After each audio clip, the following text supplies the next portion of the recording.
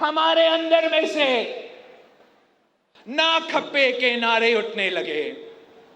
मगर उसी वक्त सदर जरदारी ने पाकिस्तान ना खप्पे कह के ना सिर्फ मुल्क बचाया, ना सिर्फ वफाक बचाया, जमहूरियत को बहाल कर दी, आमिर मुशर्रफ को भगाया, आपको 18वीं तरमीम दी। 18वीं तरमीम दे के सूबाए खुद मुख्तारी को हकीकत बनाया। हमने हमेशा मिलके जिदोजहद किया। क्या अगर हम जनरल जियाउल हक का मुकाबला कर रहे थे तो क्या हैदराबाद वालों उसमें अकेले थे? नहीं, हैदराबाद के साथ साथ हमारा फैसलाबाद के भाई भी शामिल थे, उनके साथ साथ हमारा बलूचिस्तान के भाई भी शामिल थे, उनके साथ साथ हमारा पख्तूनख्वा के भाई भी शामिल थे। यही तो वजह है हम साथ मिलके 4 भाई बन के इसी परचम को थाम के हमने जनरल जिया को शिकस्त दिलवाया, हमने जनरल मुशर्रफ को शिकस्त दिलवाया। हाल ही में पीडीएम के दौर में हम इसी जगह जमा हुए थे, इसी हैदराबाद शहर में। याद है आपको, आपने उस वक्त पीडीएम वालों को भी तारीखी इस्तकबाल दिया था और आपने तय किया था कि उस सिलेक्टेड को भगाना है। मैंने आके आपसे वादा किया था, मैंने कहा था कि मैं अदम एतमाद लेकर आऊंगा और इस कठपुतली को भगाऊंगा, और मैंने तब भी वो वादा पूरा करके दिखाया। उस शख्स ने भी दो कनाल्स की इजाजत की थी। उस शख्स ने, कैदी नंबर 420 ने इन 6 कनालों में से 2 कनालों की इजाजत दी थी। उन जमानों में सिर्फ पाकिस्तान पीपल्स पार्टी बोले, सिर्फ पाकिस्तान पीपल्स पार्टी ने मुखालफत की, सिर्फ पाकिस्तान पीपल्स पार्टी ने मुकाबला किया।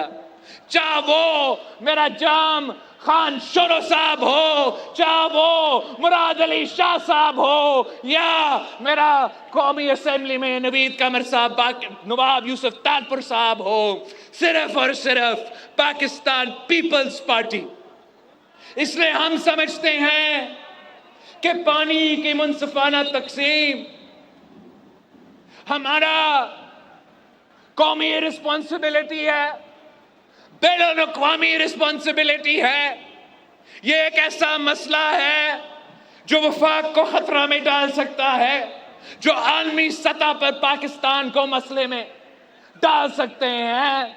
तो उस वक्त पे जब इमरान ने 2 कनाल्स की इजाजत दी तो पीपल्स पार्टी के जियालों ने उनका डट का मुकाबला किया था। ये ना खप्पे कहने वाले कहां थे भाई? सो रहे थे, नींद में थे, या उनके इत्तेहादी थे? सिर्फ आप थे। और आप ना सिर्फ बोले, आपने ना सिर्फ मुकाबला किया, आपने तारीख में पहली बार किसी चोर दरवाजों से नहीं, किसी कोर्ट के अदालत पे खटखटा के नहीं, आपने तारीख में पहली बार अदम एतमाद लेकर आए। वो जो 2 कनाल बनाने वाला इमरान खान साहब था, उसको घर भेज दिया था।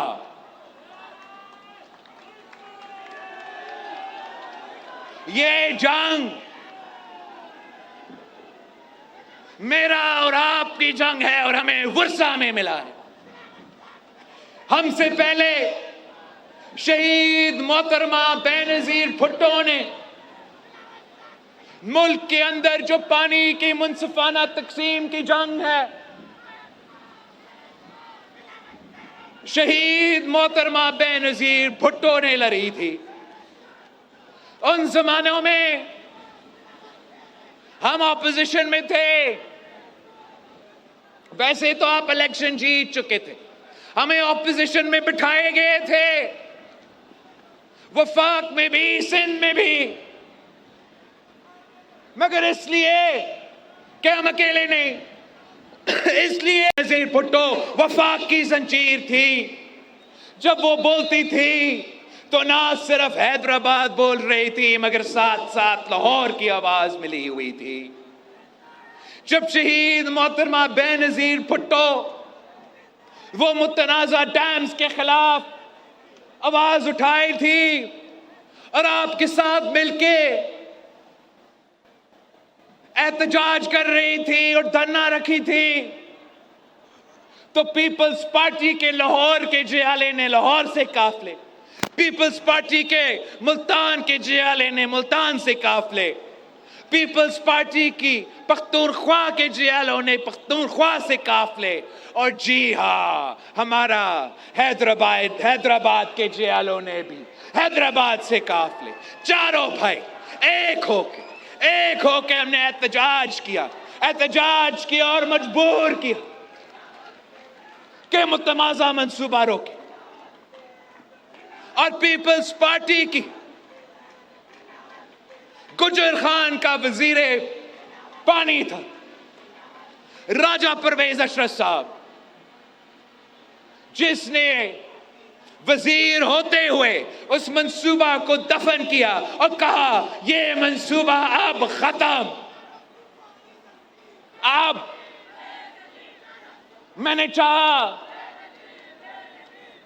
कि जो आज का नया नहरों का, नया कनाल्स का मंसूबा है, मैंने चाहा कि आज मैं हैदराबाद पहुंच के आपको कुछ खुशखबरी सुना देता। वैसे तो हम कब से आवाज उठा रहे हैं, हमने ये 26th अमेंडमेंट से पहले, 26th अमेंडमेंट के दौरान, 26th अमेंडमेंट के बाद आवाज उठाए थे। हमने 27 दिसंबर पे, 4 अप्रैल पे कि सुने, हम पाकिस्तान खप्पे कहने वाले हैं ना, खप्पे कहने वाले नहीं है, हम आपका मंसूबा का मुखालफत कर रहे हैं, सुने हमारे बात। मगर हमेशा की तरह ये इस्लामाबाद वाले अंधे हैं, बहरे हैं, वो ना देखने के लिए तैयार है, वो ना सुनने के लिए तैयार है। हम उनमें से नहीं हैं जो मुखालफत की वजह से कर रहे हैं। हम मुखालफत उसूलों की वजह से कर रहे हैं। हम मुखालफत इसलिए कि मेरा वफाक खतरा में है। हम मुखालफत इसलिए कर रहे हैं कि ऐन उसी वक्त जब अलैदगी परस्त दहशतगर्दी के तंजीमें आप पे, बलोचिस्तान और पख्तूनख्वा पे हमले कर रहे हैं, ऐन उसी वक्त जब मजहब के नाम पे बैनुल-अक़वामी कोर्टों के मदद से आपको मुल्क भर में दहशतगर्दों का मुकाबला करने पे मजबूर हो चुके हैं, ऐन वक्त जब पूरा मुल्क में दहशतगर्दी का आग जल रहा है, आपने एक ऐसा मौजूद छेड़ा है जिससे भाई को भाई से लड़ने का खतरा है, जिससे वफाक को नुकसान पहुंचाने के खतरा है, और सबसे भरकर इन सबको, हम सबको प्यासा मरवाने का खतरा है। अगर पाकिस्तान पीपल्स पार्टी नहीं बोलेगी तो कौन बोलेंगे? क्या ये ना खपे वाले कोई रोक सकते हैं? उनका दुश्मनी है तो नेशनल हाईवे से है, उनका दुश्मनी है तो आपके अपने हाईवेज पे आके धरना, वहां जो इधर से आ रहा है उधर से आ रहे हैं। उन्होंने एक कनाल नहीं बनाया भाई, जो बना रहे हैं वो तो इस्लामाबाद में बैठे हैं। ताकत आपने हमें दिया है और हमारी वजह से उनको ताकत है, उनको इख्तियार है, उनका हुकूमत है। आज अगर वजीर आजम शहबाज शरीफ साहब है तो उनको शुक्रिया कहना चाहिए हैदराबाद की आवाम को, शुक्रिया करना चाहिए हैदराबाद वाले को, कि और देखने के बजाय यहां के शुक्रिया तो अदा करे कि आपने मुझे वजीर आजम एक नहीं 2 दफा बना दिया है। हम मांग क्या रहे हैं? आपका वजारते पे हम लात मारते हैं, आपके वजारते नहीं चाहिए, हमें इज्जत चाहिए। आपके वजारते नहीं चाहिए, हमारे अवाम का मुतालबात आपको मानना पड़ेगा।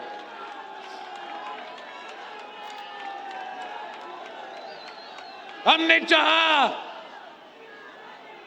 कि आज जाके मैं आपके सामने ऐलान करता कि वजीर आजम साहब ने आपका एतराज देके ये समझ के कि मेरे साथ तो कैबिना में पीपल्स पार्टी वाले बैठे तो नहीं है, मगर इनके बगैर मेरा हुकूमत नहीं चलता, इनका बगैर मेरा सेशन नहीं चलता, इनका बगैर मैं मईशत को ठीक नहीं कर सकूंगा, इनके बगैर पता नहीं बैनुल अक़वामी सतह पे क्या क्या होएगा, इनके बगैर मैं बजट पास नहीं कर सकूंगा। तो वो मान जाता कि मैं रोक रहा हूं भाई, मैं रोक रहा हूं आपके एतराज़ात की वजह से। वो मान जाता कि आपके एतराज़ात दूर करने तक ये मंसूबा खत्म, मगर अफसोस के साथ वो आज भी मानने के लिए तैयार नहीं। और अगर वो मानने के लिए तैयार नहीं तो हम भी पीछे हटने के लिए तैयार नहीं। मैंने भी पहले भी कहा है, मैं फिर से दोहराता हूं कि अगर मैंने शहबाज शरीफ साहब और हैदराबाद के अवाम के दरमियान अगर मैंने फैसले करना है तो ये मुश्किल फैसला नहीं है। हर बार मैं आपके साथ हूं।